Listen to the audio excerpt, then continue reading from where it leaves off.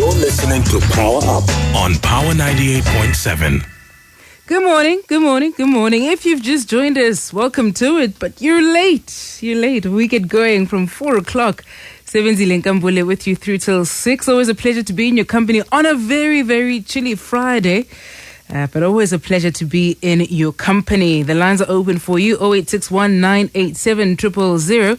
You're tweeting me at Nkambule at Power FM 987. Still joined in the studio by Billy Guy Bhembe as we celebrate young South Africans who are doing amazing things with themselves, with their lives, contributing in a positive way. Billy Guy, thanks again for being in studio, in person, physically, so early in the day. Only a pleasure. Thank you so much. And of course, we were just having the discussion that entrepreneurship is very sexy in principle. You own your own time. You determine how far you want to go, what your targets ought to be, but by no means is it easy. In fact, our discussion of air, I spoke to the fact that, on one of my DVDs, which is called My Life, My Vision, My Business, and I speak about, starting something out of nothing for 0 cents and getting it to the dream and vision that you have, is that, entrepreneurs need to ask themselves, or potential entrepreneurs need to ask themselves a really honest question. Are you willing to work 24/7? And this for me, stood out even just this past weekend. Friends of mine who are employed, there's a very big difference with when we sit around perhaps a fire or a braai where people have left work at work come Friday, 4:30 p.m. or 5 p.m. Or 2:30 if you work for government, yes. Yeah, and the rest of us are busy grappling with the week ahead already on a Saturday or on a Sunday, or perhaps even attending a meeting on a Sunday morning. Now, these are some of the things that we need to deal with. And number two, it is glamorous and all to call yourself an entrepreneur, but true entrepreneurship takes a lot of sacrifice. And, my greatest example is that some of the people I truly and honestly look up to who've crossed some kind of boundaries entrepreneurially, a lot of them had to sacrifice so many things. We don't speak about the challenges of them perhaps not spending enough time with their families in order to build these legacies. We don't speak about some of our greatest icons like the great Nelson Mandela, whom some of them, their children take the back seat to the country or the bigger vision. Now, this comes with the sacrifice one has to make in entrepreneurship. But the beauty about it, which is what I often say, is that, as you had started, you control your time, you sign your check, and most importantly, you are a decision maker to whichever direction you see your life going. It certainly isn't for people who want to bail very quickly or who buckle under pressure. The best thing anyone ever said to me is that this was a 7-year or a 10-year overnight success. And that for me is entrepreneurship. It doesn't just happen overnight. And oftentimes, when you become too successful too quickly, that could be lethal too, because you haven't learned some of the lessons. And, one of the things I love discussing is the fact that let's chat perhaps less about the success element of entrepreneurship and speak more about the challenges, because I believe if the more of us share challenges and ways in which we found solutions to them, that is how a lot of entrepreneurs will do away with that status quo of saying, so X amount of businesses fail within the first 2 years, within the first 5 years, because other entrepreneurs who've walked that road have shared their challenges as opposed to success, because we ultimately are all chasing the success. But let's speak about the challenges that build us to that success. Absolutely. Yeah. You're also saying that you run 3 companies right now. You made your first million at the age of 23. You said, yes, I feel I haven't done much with my life. Nonetheless, you a million at the age of 23. 3 companies later. One of, I suppose, the jobs that you do, as you said, or the businesses that you run, you inspire, you have material and products that you sell to people. These days, we have a lot of people that come out and say they are motivational speakers, or no longer motivational speakers, but inspirational speakers. I don't quite understand that. But it's folks who are still trying to figure things out, but here they are telling you how to do. I'm skeptical of people who say they inspire. What is it from motivation to inspiration? For me personally, I feel you need to have strapped on your boots. You need to have been on the battlefield in order to tell the story. And where I realized that audiences of people who follow you or listen to you ultimately want you not to really talk the talk, but they want you to walk the talk. Absolutely. And it starts off with a simple thing for me, where I realized that, I'd started off in schools back in 2009. And the first thing that stood out for me is how a lot of the times, there's a concept in the Bible that speaks to what Thomas, we believe by seeing. And I would have given an excellent talk on stage. But something told me that, the audience was still skeptical on one basis. A lot of the times the kids would walk me back to the parking lot. And, this may be a material thing in any way, but they would walk me back to the parking lot. And I realized this had nothing to do with saying goodbye to me. But it had all to do with, if this guy speaks so much about success and us getting to a particular level, how did he even arrive at the school, for example? Yes. And, for kids, a simple thing like a car, tells a whole long story. Yeah. And for me, it makes all the sense in the world to say that someone will find it rather, a discrepancy in what you've said when you're speaking about success, and yet again, you come out of that same school to go catch a cab with the kids. Remember, they had been wanting to be inspired by the level at which you have reached. Mm-hmm. That's one. Then number two, what I've also come to realize is that a lot of the times when people are listening to what you are delivering, they don't necessarily only want to hear, they want to see it, and consistently. Now, this is what I try to live in the message of Black Child. It's possible. Hence, we make it, so much an important thing to bring young people into our space. When we go into a workplace, we share that with them. Mm-hmm. When we've struck a partnership with people, we share that with them. And the how part, because the more young people who can believe in themselves and can see that others are doing it and it is possible, the better we're going to get this country. So for me, the trend of everyone becoming motivational speakers, I say, very good. We need more people speaking positively, but at the same time, we need to be realistic with what we say to people. Yeah. Because if you are not the true picture of what you present, that also creates, a doubt in people, and most probably a doubt in a lot of us who do the good work of speaking. Yeah, absolutely. Yeah. I mean, people will just leave you with, pusha, pana, don't give up. You're like, you feel good at the end of the day. You're like, I can do this.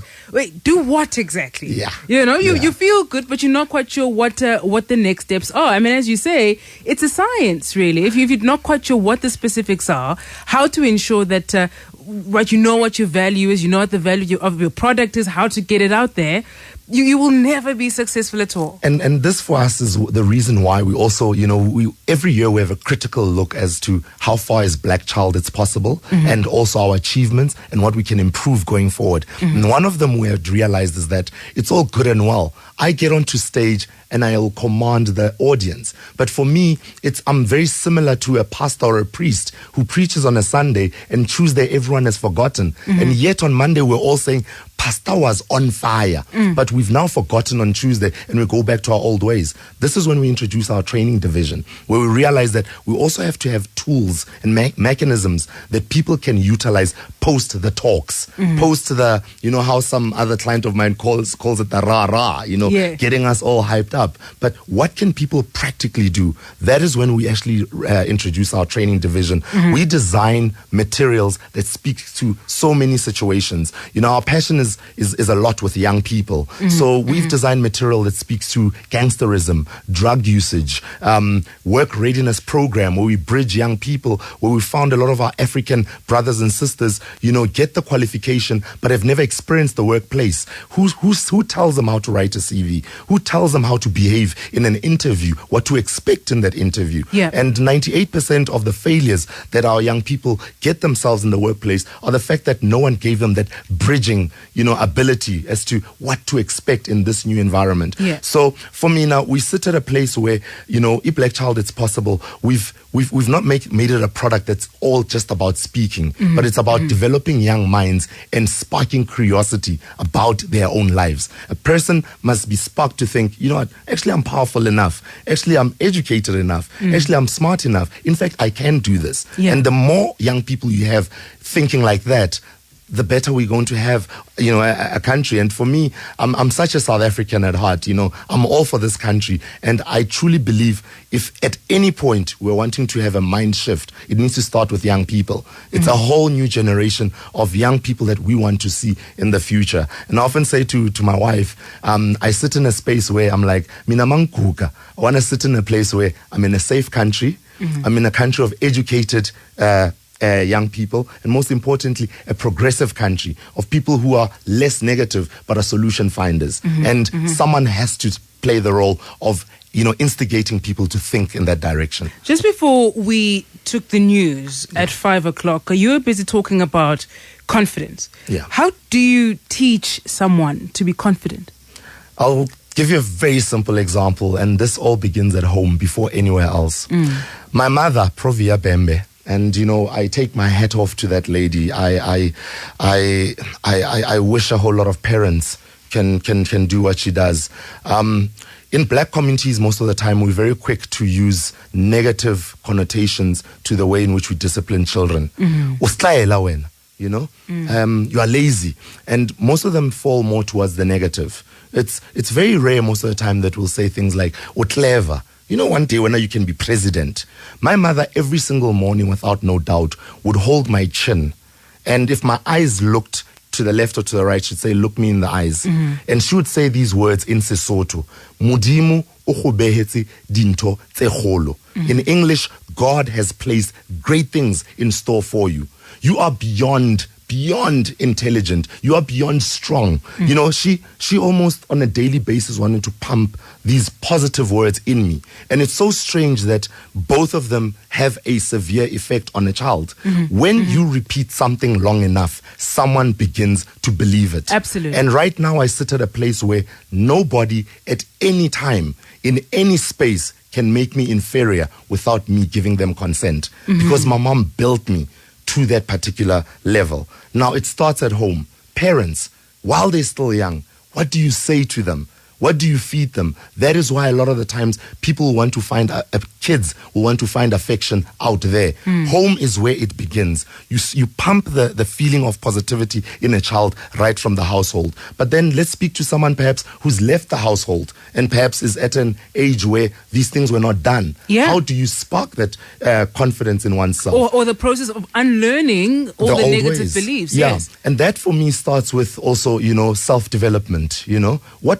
What you speak most about, you bring about. Yeah. So look at your conversations. Look at the circle of people you surround yourself. Are they people who are constantly complaining? Are they people who are seeing, less rather than more? Is it people who are perhaps not seeing possibilities of a better future? Now it starts right there. But also in terms of, there are ways and means of acquiring techniques. Now these come from a whole lot of materials of saying, if I'm sitting in a dark space where for a very long time I was told I was less than, how do I emulate people who think they are more than? And that's also a great point or a place perhaps to start.